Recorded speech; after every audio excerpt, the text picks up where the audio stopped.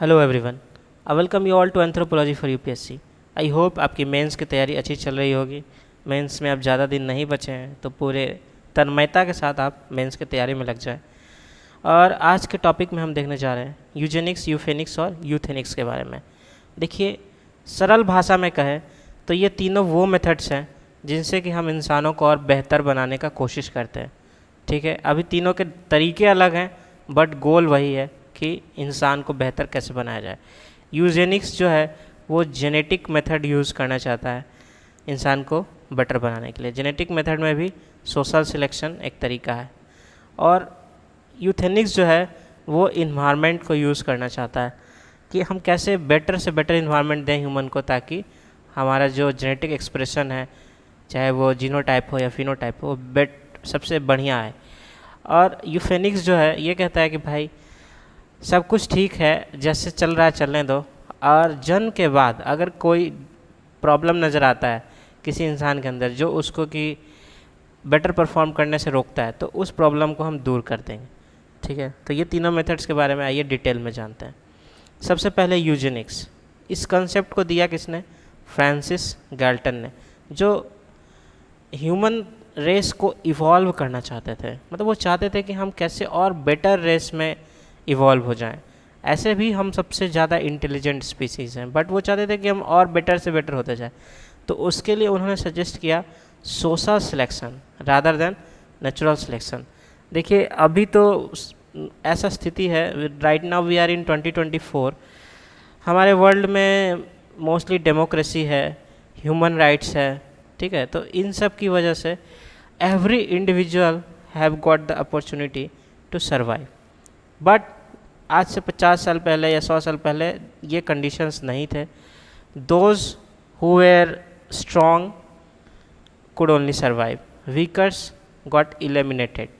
तो natural selection बहुत recent time तक एप्लीकेबल था ह्यूमन रेस के लिए, बट अभी नेचुरल सिलेक्शन जो है वो थोड़ा वीक पड़ गया है because of all these factors. ठीक है, तो फ्रांसिस गैल्टन का कहना था कि सोशल सिलेक्शन किया जाए। Thus, eugenics seeks to interfere at the inheritance of gene level, whereby either inheritance of better gene is encouraged or inheritance of lethal gene is discouraged। मतलब कि पॉजिटिव वे में हम अच्छा जीन को आगे बढ़ा दें या नेगेटिव वे में हम खराब जीन को आगे बढ़ने से रोक दें। तो उसी वजह से दो टर्म आ गए, नेगेटिव यूजेनिक्स और पॉजिटिव यूजेनिक्स। नेगेटिव यूजेनिक्स क्या करता है? It attempts to decrease the frequency of harmful gene. मतलब कि जो बीमारी का जीन है जिस भी इंडिविजुअल में है, उनको सजेस्ट किया जाता है कि आप रिप्रोड्यूस ना करें। ठीक है, example, haemophiliacs and carriers are advised not to reproduce. ठीक है, अब हेमियोफिलिया का कोई मरीज़ है या अदर डिजीज़ का कोई कैरियर है जिसका जेनेटिक स्क्रीनिंग में हमें पता चल जा रहा है कि इसके अंदर डिजीज़ है या इसके होने वाले बच्चों को इससे डिजीज़ हो सकता है, तो उनको एडवाइस करना है कि वो रिप्रोड्यूस ना करें। देखिए, this is ethically not correct as of now. अभी तक तो हम ऐसा नहीं कह सकते किसी से कि यू शुड नॉट रिप्रोड्यूस। अगर वो रिप्रोड्यूस करते हैं तो उनकी रिस्पॉन्सिबिलिटी है कि उनका आगे का जनरेशन कैसा होगा, बट वी कैन नॉट से, और हम कोई नहीं होते हैं कि उन्हें रोक सके। ठीक है, so this is not an option currently, but this is theoretically suggested. और पॉजिटिव यूजेनिक्स क्या है? The concept was champion by Muller. Positive eugenics seeks to increase the frequency of beneficial gene. ये अभी भी कुछ हद तक सही है और प्रैक्टिकल वे में अभी भी इम्प्लीमेंट हो रहा है। For example, selective mating, this is very much practised in all societies. every individual tries to get a good partner for them, which is maybe like good looking or good earner।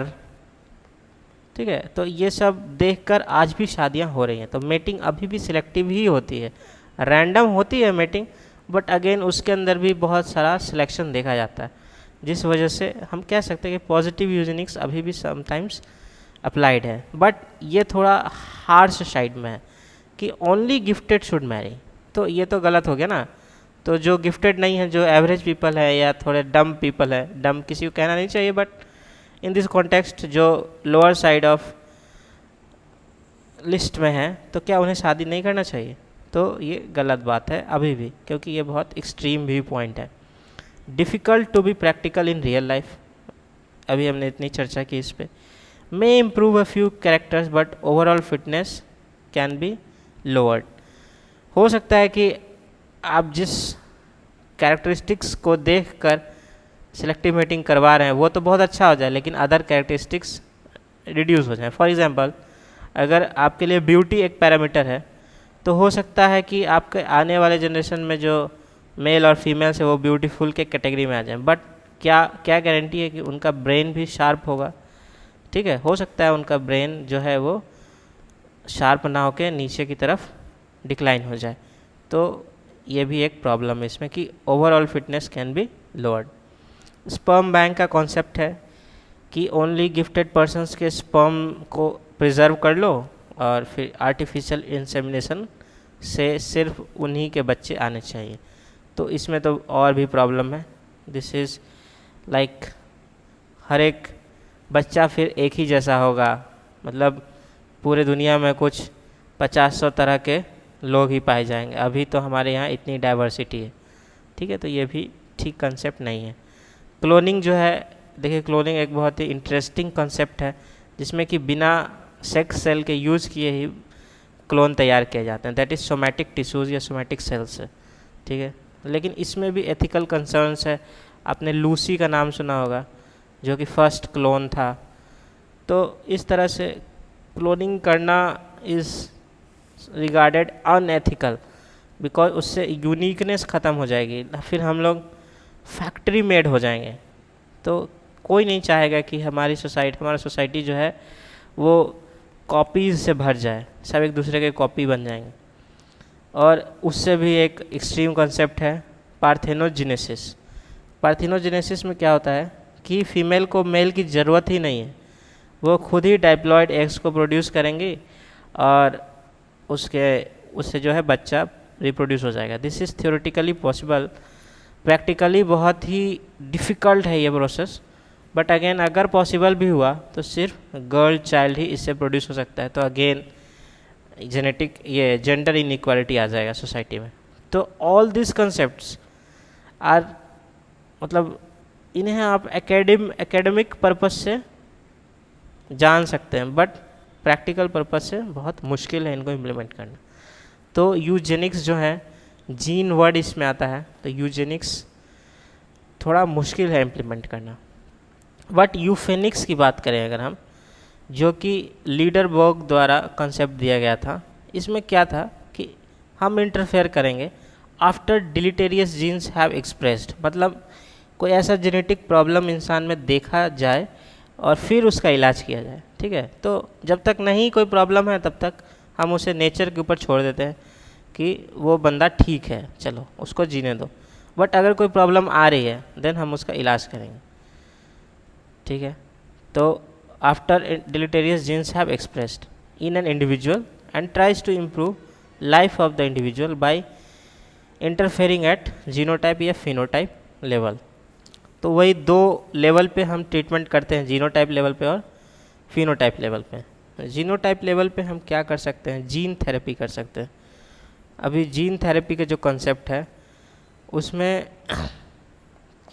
3-4 तरीके हैं, like missing gene को हम introduce कर सकते हैं, defective gene को हम silence कर सकते हैं, या डिफेक्टिव जीन को हम रिप्लेस कर सकते हैं फंक्शनल जीन से, ठीक है। तो जीनोटाइप लेवल पे हम इस तरह से ट्रीटमेंट दे सकते हैं, और फिनोटाइप लेवल पे हम सिंथेसिस ऑफ आर्टिफिशियल ब्लड कर सकते हैं एनीमिया को ठीक करने के लिए, सिंथेसिस ऑफ एंजाइम्स कर सकते हैं, and hormones to treat heritable deficiencies, example diabetes, जैसे कि हम इंसुलिन को ठीक करते हैं।